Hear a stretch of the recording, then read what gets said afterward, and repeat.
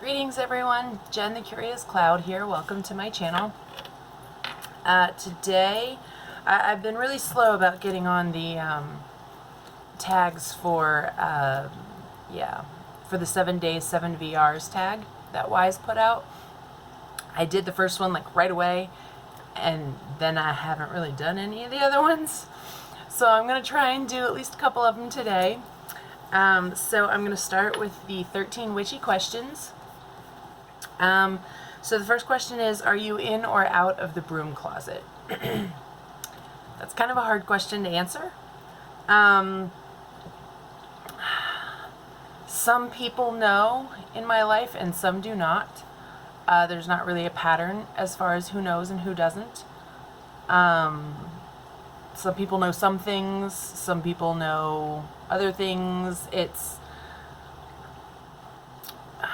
I don't really hide it anymore, per se, but I don't go around announcing it either. So, ish. I'm not sure. Favorite tree?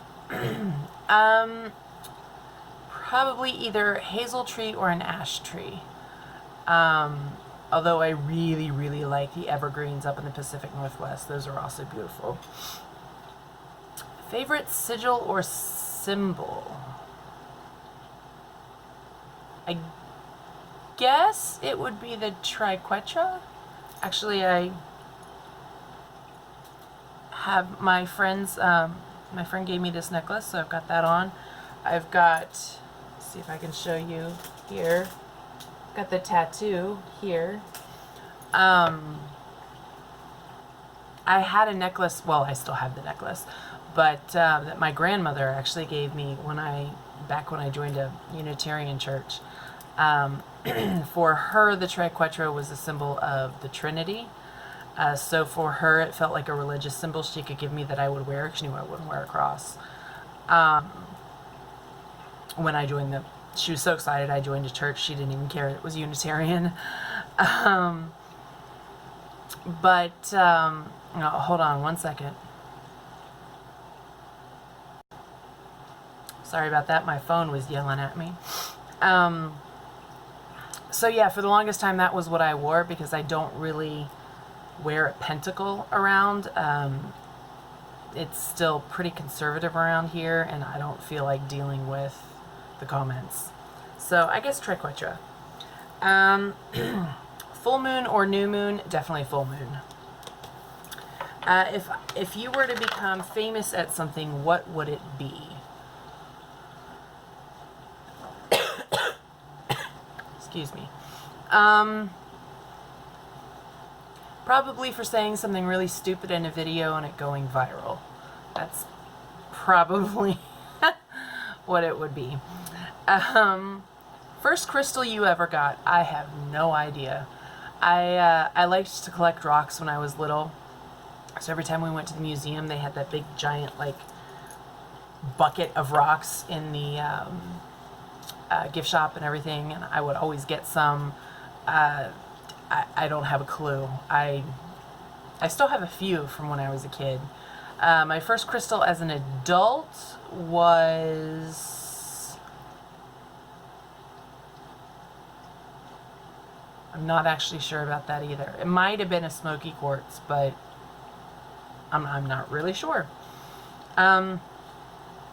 Favorite bug or critter? Well, I don't like bugs, although praying mantises are kind of cool.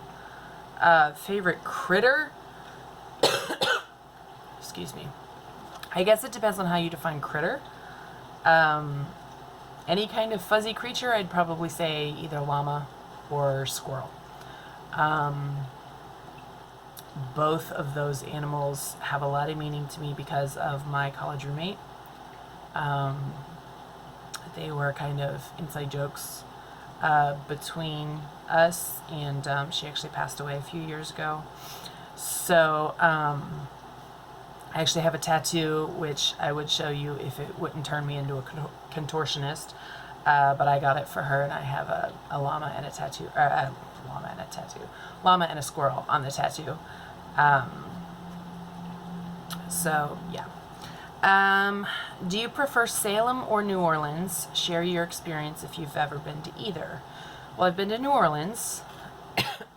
Excuse me for 1 second here. I've been in New Orleans, gosh, years ago now.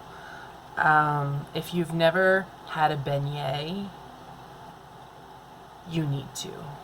They're fried rectangles of doughy goodness, and so you go to Cafe du Monde. It's this cafe down in New Orleans, and they're known for their coffee and their beignets. I did not have their coffee because apparently it's like drinking tar, and that's a little much for me, and it was like 1 billion degrees when I went down there. But the beignets, they put them on a plate, and you get like however many you're getting, and then they go through this assembly line, and they have this big machine, and they pull the lever like a slot machine. At least this is the way they used to do it. And it just like pukes out all of this just powdered sugar. It just goes everywhere. And you've got like this mound of powdered sugar on your fried doughy good. Oh my God. Beignets are so good. So yeah, I've been to New Orleans. It was fun. I enjoyed it. I love the architecture. It was god awful hot. I did not enjoy that part. We did a swamp tour, saw some gators, got to see the oldest bar, I think, in the world. I mean, the architecture is gorgeous. I would love to have done a ghost tour, but I didn't. I didn't have time. I would have loved to tour some of the cemeteries, but we didn't really have time for that either. I would kill somebody to go to Salem. I would love to go to Salem. I have heard it is very, very touristy now. But I, excuse me, I would still love to go. So I don't know. I don't know which one I prefer because I've not been to both. The very first person you watched on YouTube in the Tarot Witchy community. I was thinking about this, and I think it was Elle at Sacred Seed. Because I got sucked into the witchy community, specifically the tarot community, through the planner community, actually. I had gotten really into the Happy Planner, and I was watching a bunch of videos and all this kind of stuff, and somewhere along the line, when it did just sort of the automatic playlist, somewhere along the line it kind of morphed into tarot journaling. And I think Elle was the first one I saw. Might have been Veronica Jude. One of those two. Do you prefer spreads or freeform when doing a tarot reading? It depends on what kind of tarot reading I'm doing. If I'm just kind of doing my daily draw, that's freeform. Usually it's just a single card. Sometimes it's not. I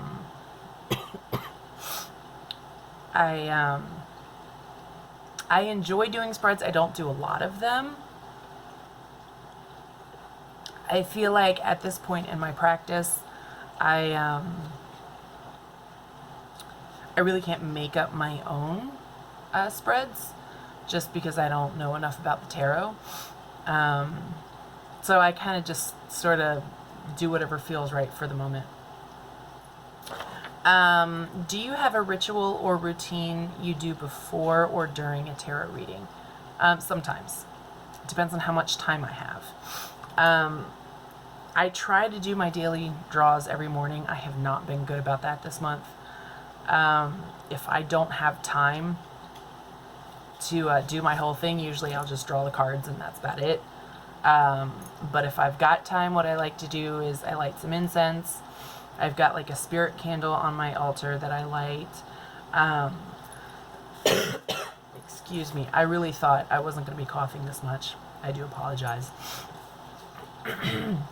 But so I do that.